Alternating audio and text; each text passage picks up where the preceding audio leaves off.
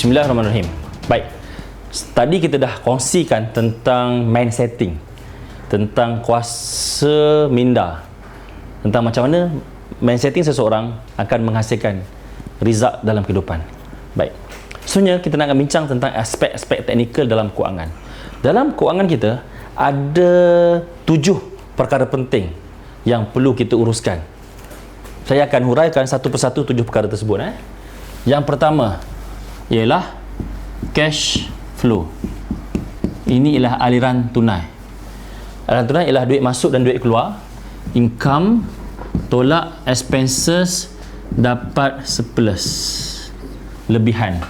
Pendapatan tolak perbelanjaan akan dapat duit lebihan. Itu yang pertama.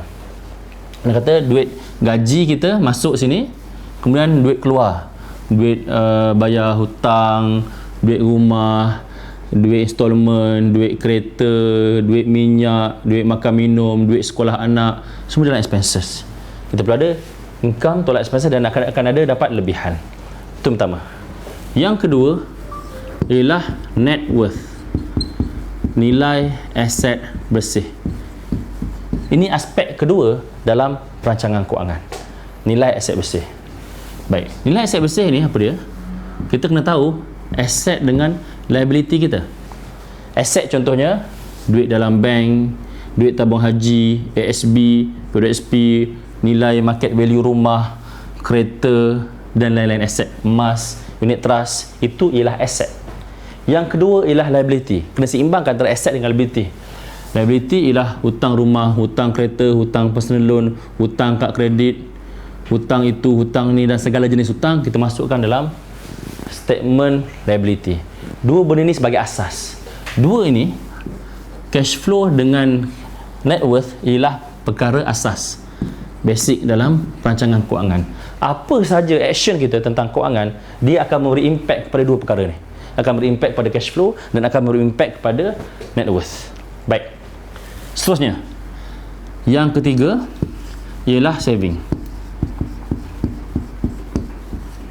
Saving ataupun simpanan. Tuan-tuan dan puan-puan semua, aspek nombor 3 sampai nombor 7 yang akan saya terangkan nanti, dia akan memberi impact kepada cash flow dan juga net worth tadi. Baik, sebagai contoh, saving. Saving ialah sebahagian daripada aset. Saving ialah sebahagian daripada aset. Dan saving ini dicadangkan at least kena ada bersamaan dengan 3 bulan gaji, 3 bulan income. Gunanya untuk apa? Guna saving ni adalah untuk emergency. Untuk emergency, sebagai contoh, kalau misal kata berlaku situasi-situasi yang memerlukan wang segera.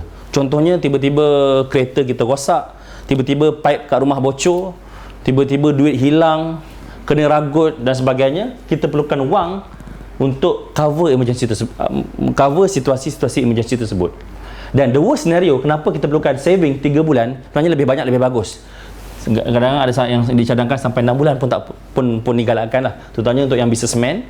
Kalau makan gaji mungkin 3 bulan cukup, tapi kalau untuk usahawan 6 bulan seeloknya.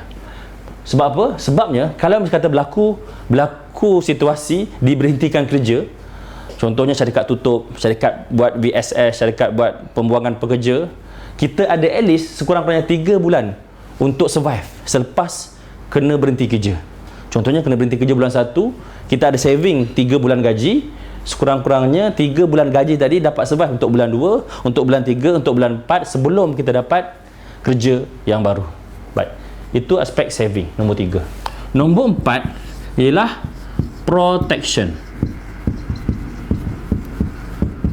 Protection inilah sebut sebagai takaful. Dan bila sebut tentang protection, apa yang kita kena protect ialah nak protect cash flow dan juga kita nak protect net worth daripada berlaku 3 situasi. Bukan mengelakkan daripada berlaku 3 situasi. 3 situasi ini kalau berlaku dalam hidup kita akan memberi impact yang besar kepada cash flow dan net worth. Apa 3 situasi tersebut? Kita panggil sebagai musibah 3D, iaitu death, disable dan juga disease. 3 situasi tadi kalau berlaku dalam hidup kita akan memberi impact kepada income. Betul tak? Apabila berlaku kematian, tak dah dapat income. Bila berlaku lumpuh, dah tak mampu nak bekerja, income tak ada. Bila berlaku sakit kritikal pun sama, tak mampu nak bekerja dan tidak dapat income. Jadi sebab itu, protection yang mula-mula yang kita kena protect ialah income protection. Income protection. Itu yang pertama. Yang kedua yang kita kena protect ialah asset. Asset preservation kita panggil. Atau juga inilah fungsi medical card. Preservation. Dan yang ketiga, kita nak protect liability atau dipanggil sebagai debt settlement. Yang ketiga, debt settlement. Debt settlement. Baik. Itu yang keempat. Yang kelima ialah investment. Ini ialah pelaburan. Pelaburan, kita nak tinggikan cash flow dan juga net worth. Iaitu, pertama terfokus pada income. Dipanggil sebagai income distribution. Income distribution. Dan yang kedua ialah capital asset. Yang kedua ialah capital appreciation. Capital appreciation. Dua perkara ini kita akan titik beratkan dalam investment. Kita nakkan income distribution dan yang kedua ialah capital preservation. Bagi contoh, kita beli rumah. Rumah tersebut akan dapat income distribution melalui sewa. Rumah kita beli, contoh kita beli harga RM500,000 ataupun contohlah kita beli harga RM300,000, installment lebih kurang RM1,500, kita dapat sewakan dengan harga RM2,000 contohnya. Kita dapat positif cash flow melalui sewaan. Itu income distribution. Kemudian rumah tadi yang daripada harga RM300,000 dia meningkat jadi RM400,000, jadi RM500,000. Itu pula dikira sebagai capital appreciation. Semua pelaburan mesti akan ada salah satu daripada income distribution ataupun capital appreciation. Contohnya kalau kita beli emas, sekarang harga 160, 171 gram, dia meningkat kepada 200, kepada 250 akan datang. Itu ialah dikira sebagai capital appreciation. Baik, itu aspek yang kelima. Yang keenam, sebelum tu, sebelum yang keenam, tiga benda ni, tiga aspek ni, saving, protection dan juga investment ialah long term planning. Perancangan jangka masa panjang. Baik. Yang keenam ialah purification. Dalam topik ini berkenaan tentang zakat dan teks. Bahawa zakat termasuklah sedekah, derma, hibah dan sebagainya.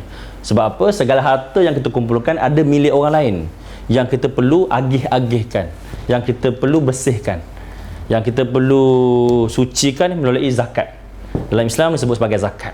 Kita perlu bersihkan sebagian harta milik asnaf, zakat. Dan akhir sekali, yang ketujuh ialah distribution.